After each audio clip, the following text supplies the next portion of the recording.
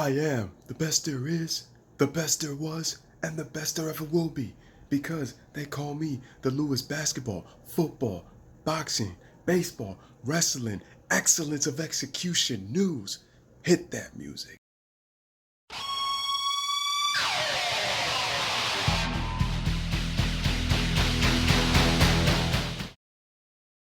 Welcome back, man, to the Lewis Basketball, Football, Baseball, Wrestling Network News, man. It is your boy Lewis, and I'm back once again with another wrestling video, man, with another heavy hitter, with another banger, with yet another video. We are talking about the legendary I am the best there is, the best there was, and the best there ever will be. Because I am the excellence of execution, and I am the World Wrestling Federation champion, and I carry the World Wrestling Federation championship belt. And I am the leader of the new generation. Bret the Hitman Hart, the legendary Bret the Hitman Hart. Ladies and gentlemen, so I am talking about what Bret has meant to me and what he has meant to fans around the world. Ladies and gentlemen, Bret the Hitman Hart is one of the most celebrated wrestlers of all time. Not just in WWE history, but in wrestling history in general. This man has won over 22 world championships if you include his Canadian Stampede wrestling career. I mean, he's one of 12 kids, married to the famous Stu and Helen Hart. His dad was a professional wrestler and an Olympian as well. Former world champion, I mean, his famous brother, Owen Hart. Both guys wrestled in the WWE. Two of my all-time favorites that made the Generation Years a lot of fun to watch. And the Generation Years doesn't get enough credit for what it truly deserves, for what it meant for WWF fans at the time, now WWE fans.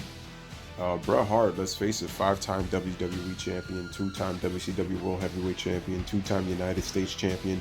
I believe he won 2 WCW tag team titles. He's a former 2-time WWE tag team champion with Jim the Anvil Neidhart, and they were known as the Hart Foundation, managed by one of the GOAT managers in wrestling history, the mouth of the South, Jimmy Hart. You already know. Once again, man, shout out to Jimmy Hart, and rest in peace, and Jim the Anvil, man. Rest in peace to you, my sir. Former 2-time Intercontinental champion was he as well, and he was I think he was one of the first guys in wrestling history, at least in the WWE, to have accumulated the triple header. But they had called it also the triple double because Bret Hart had won. He won each title because during that time period, they only had the WWE Tag Team Championships, the Intercontinental, and the World title. And you know the old saying, the Intercontinental titles for top stars would set them up for the big one, because the Intercontinental title at that time period was known as the Workhorse title in the mid-90s, so early to mid-90s. So it had just as much importance as probably slightly even more important, at the time than the WWE title. That beautiful Winged Eagle Championship. So Bret, definitely one of the greatest of all time. I mean, he's a 2-time Hall of Famer, ladies and gentlemen. I mean, with the Hart Foundation and, him making the Hall of Fame back in 2006.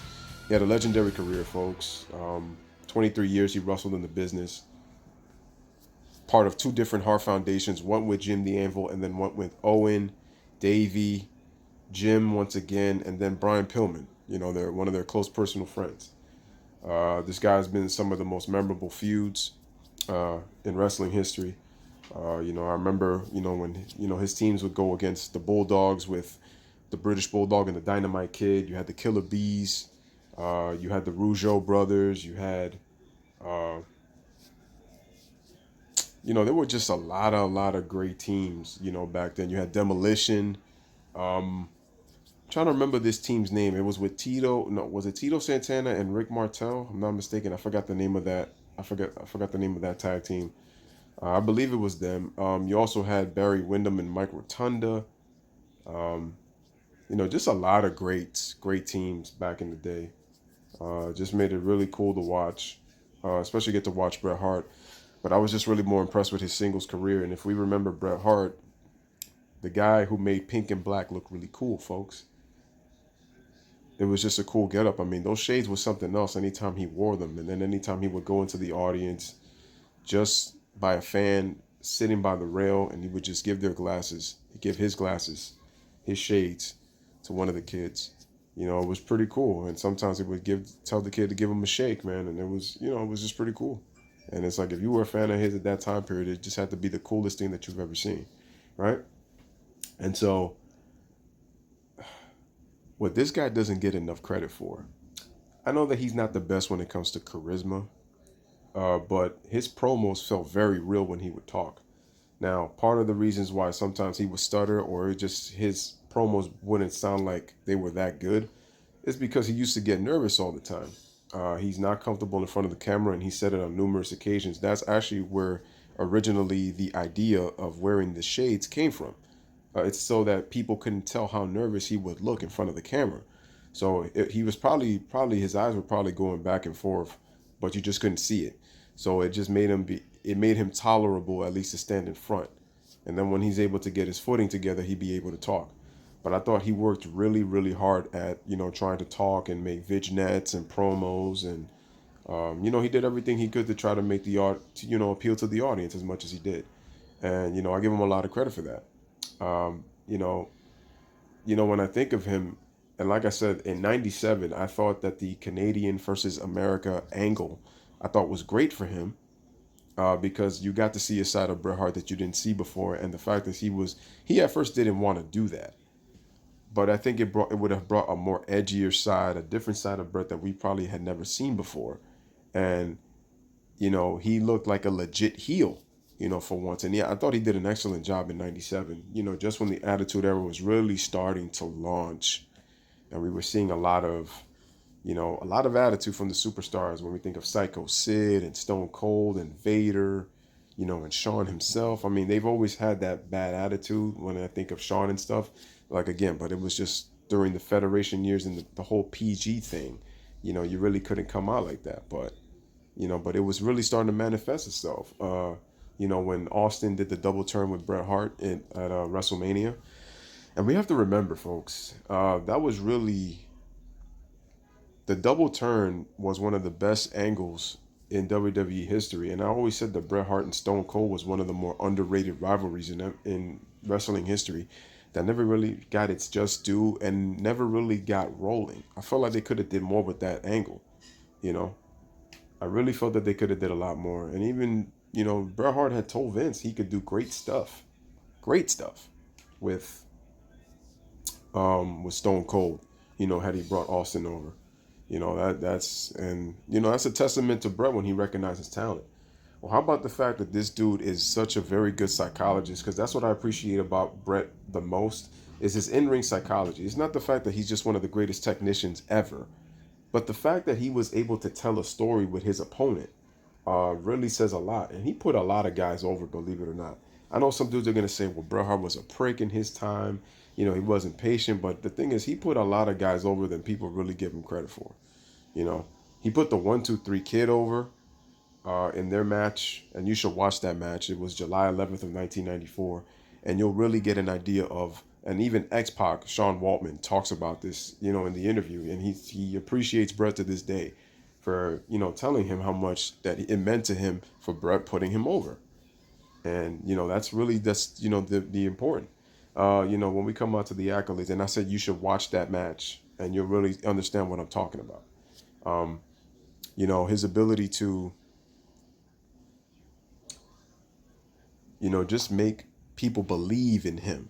And, the fans believed in Bret Hart's moniker. It's not easy, as he said, going out and saying that you're the best there is, the best there was, the best there ever will be, and being the excellence. And he goes, I am the excellence of execution. Like, he's got to make it believable, and people have got to believe in Bret and what he says and what he's selling. And it's a testament to Bret and what he's meant for me as a fan growing up. His rivalry with Shawn Michaels, both on and off the ring, it was crazy. It was one of those things that kept you invested as a fan. And sometimes it had you picking sides because you had favorites and you had a bias. And I've always said that Bret and Shawn are two of the greatest WWE legends in history.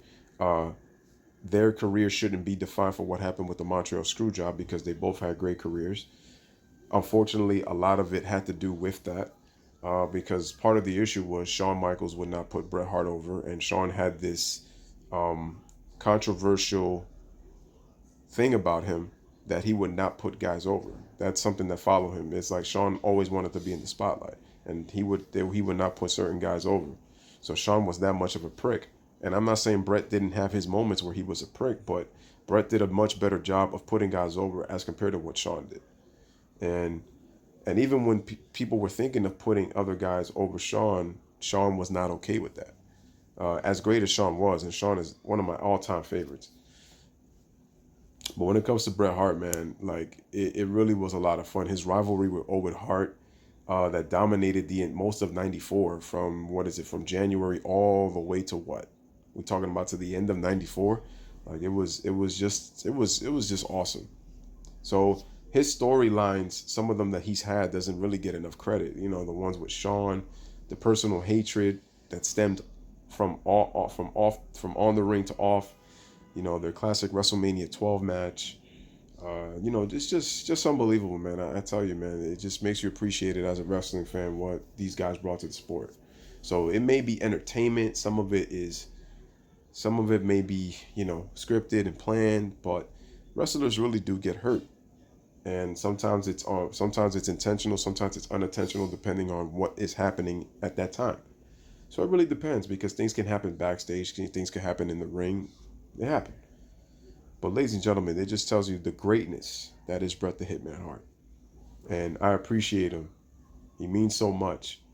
And to see him, even when he even came back after being gone for like almost 13 years, and him and Shawn were able to bury the hatchet after having animosity for so long, after Montreal, because a lot of things had pretty much changed over that time. It was great to see. And the fact that they were able to talk about what they remembered in terms of the good times, and not being defined by what happened in Montreal, Quebec, Canada, at the Survivor Series in '97, with the way Bret Hart got screwed. There's so many rumors on that, so many rumors of, Shawn screwing Bret, and Bret knew what the circumstances were. He wasn't a professional, and he knew he was going to WCW to take the belt with him, and his issue with Vince McMahon. So there's so many theories on what really happened. But the bottom line is Bret ended up leaving to WCW after that, and then he had to deal with a lot in terms of the passing of Owen Hart, the passing of Davey Boy Smith, uh, the sidekick that Goldberg gave to him in Starrcade when they were fighting for the world title, that ended up ending Bret Hart's career because of the complications he suffered after that. And, his life almost ended quite a few times. So to see Bret Hart alive, I mean, he's even look, he suffered a stroke. I mean, the guy's a former cancer survivor. So just to see Bret, alive and well at what, 62 years old, uh, it's great to see. And I'm glad that he's able to carry on the legacy with his niece, Natalia. And I just wish Bret Hart nothing but the best. And what a legendary career you had, sir. And I think people need to understand how much you really did for the business. So once again, ladies and gentlemen, this is your boy with another one on my rundown on the career of Bret the Hitman Hart, the first ever King of the Ring winner in '93, who beat 3 guys that night. You should watch the King of the Ring. I would suggest you go to type in Daily Motion. You could download the app for your mobile devices. You could also download it to your tablet. If you can't do that, just go to www.dailymotion.com and type in King of the Ring '93, and you should literally watch his matches with Razor Ramon, Mr. Perfect, one of my all-time favorites also, and Bam Bam Bigelow. And it just tells you why. And he was the first ever King of the Ring winner. So just lets you know that also. But anyway, ladies and gentlemen, this is your boy Lewis with another one, man. There's also his rivalries with The Undertaker. We can't forget that as well. But let me know what you guys think about the career of legendary Bret the Hitman Hart, man. You already know the deal. Thanks for watching. Live, laugh, love, man. And we're going to end it with a special tribute to the Hitman with this wonderful commercial that lets you know how much we appreciate you, champ. Take care and take a listen and watch.